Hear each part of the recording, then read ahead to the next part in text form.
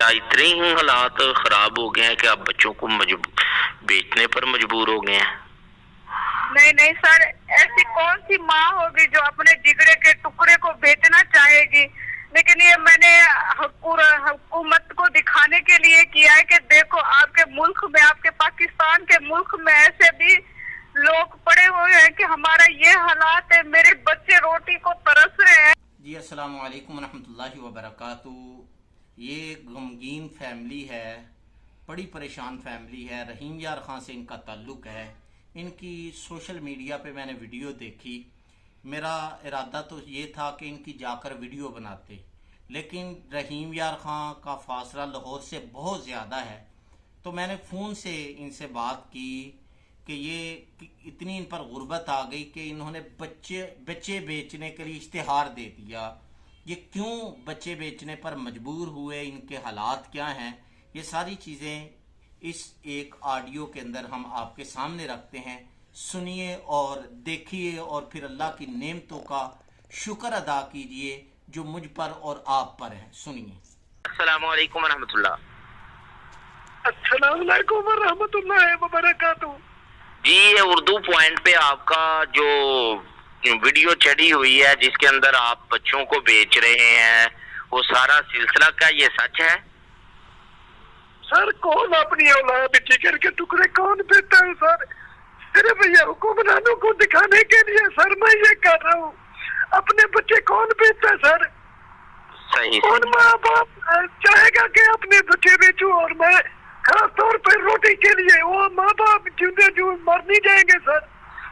जी जी बिल्कुल, अल्लाह ताला आपकी मदद करे। आप कितनी देर से बीमार हैं? सर मैं तकरीबन 7-8 साल सर सारे दमे का और ब्लड प्रेशर का मरीज हूँ सर। एक रिक्शा था, मकान किराए का है सर, मेरा मकान किराए का एक रिक्शा था, वो मैंने बेच के कर्जा उतारा सर लोगों का। अभी भी मेरे पास 16,000 रुपए का कर्जा है सर। अल्लाह ताला आपकी मदद करे, इंशाल्लाह अल्लाह ताला खैर करेगा। रहीम यार खान से इनका ताल्लुक है। रहीम यार खान कौन सी जगह पे रहते हैं? सर मैं घोसिया कॉलोनी बस्ती अली लाड रहता हूँ सर, मंठार रोड पे है। सही सही। तो कितने बच्चे हैं आपके? सर मेरे 5 बच्चे, 2 अम्मियाँ बीबी है सर। अल्लाह ताला आपकी मदद करे। ये आपका अपना नंबर है? जी सर यही मेरा नंबर है, इसी पे जो मेरी मदद करना चाहे इसी पे कर सकता है। अल्लाह ताला मेरी सर इनसे बात अगर करना चाहे तो इनका भी ध्यान ले ले। जी जी करवाएं घर वालों। अस्सलाम वालेकुम माँ जी। माँ जी, हमने आपका इंटरव्यू सुना, देखा, बड़ा दिल को दुख पहुंचा। आप बताइए कैसे हालात हैं?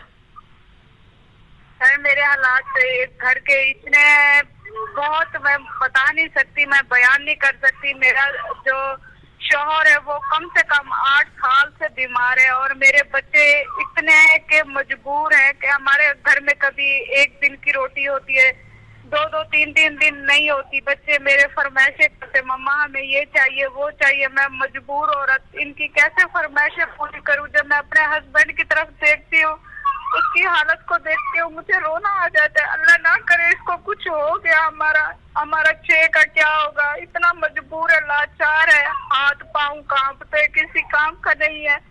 हमने मुसलमान भाइयों से यही दुआ है कि जितनी मेरी मदद करे, मेरे बच्चों की करे, वो बहुत कम होगी। और मैं उन्हें इतनी दुआएं दूंगी, मेरे बच्चों के सर पे जो भी हाथ रखेगा। मैं चाहती हूँ ये मेरे बच्चे पढ़ लिख के कोई अच्छी तरक्की कर सके, हमारे मुल्क का, पाकिस्तान का नाम रोशन कर सके। इंशाल्लाह ये पढ़ेंगे भी और आगे बढ़ेंगे भी और यकीनन ये आपका मुल्क पाकिस्तान का नाम रोशन करेंगे। अच्छा, ये तलक सवाल है, ये उर्दू पॉइंट पे हमने आपकी वीडियो देखी है जिसमें इश्तिहार आप उठा के खड़े हैं, बच्चों को बेच रहे हैं। क्या इतने ही हालात खराब हो गए हैं कि आप बच्चों को बेचने पर मजबूर हो गए हैं? नहीं नहीं सर, ऐसी कौन सी माँ होगी जो अपने जिगरे के टुकड़े को बेचना चाहेगी। लेकिन ये मैंने हुकूमत को दिखाने के लिए किया है कि देखो आपके मुल्क में, आपके पाकिस्तान के मुल्क में ऐसे भी लोग पड़े हुए हैं कि हमारा ये हालात है, मेरे बच्चे रोटी को तरस रहे हैं।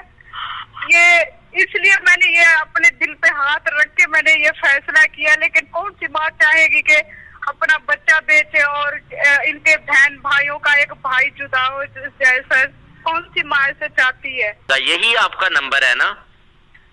جی میرے شوہر کا یہی نمبر ہے. جتنی بھی آپ ہو سکتے ہیں پھیلائیں اور جلد سے جلد ہماری مدد کرے.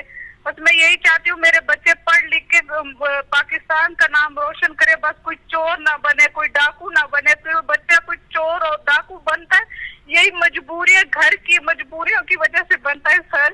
میری یہی دعا ہے کہ میرا بچہ کوئی ڈاکٹر بنے, کوئی آفیسر بنے, کوئی کیا بنے. ہماری یہی چھوٹی چھوٹی خواہش ہے, اللہ تعالیٰ آپ کے ذریعے پورا کرے. اور میں آپ کو شکریہ ادا کروں. اللہ تعالیٰ پوری کریں گے, اللہ تعالیٰ پوری کریں گے. یہ آزمائشیں ہمیشہ بڑے لوگوں پر آتی ہیں, جنہوں نے بڑا بننا ہوتا ہے انہی پر آتی ہیں. آپ کے بچے انشاءاللہ بڑے آدمی بنیں گے, بڑے جو ہے وہ انسان بنیں گے, آپ فکر نہ کریں. یہ آزمائشیں ہمیشہ انہی پر آتی ہیں جن کو اللہ نے بہت اوپر لے کر جانا ہے. تو جتنی بڑی آزمائشیں ہوتی ہیں اتنی بڑی کامیابیاں ہوتی ہیں. تو میں آپ کے لیے دعا گو ہوں, آپ کے گھر والوں کے لیے دعا گو ہوں. اللہ تعالیٰ آپ کو مدد کرے. تو یہ انشاءاللہ میں اپنا یہ میسج ابھی جو ہے وہ اپنے چینل پہ چڑھا دوں گا. اللہ تعالیٰ بہتر کریں گے, ٹھیک ہے؟ باقی کوئی اور بات اینڈ میں کرنا چاہیں آپ؟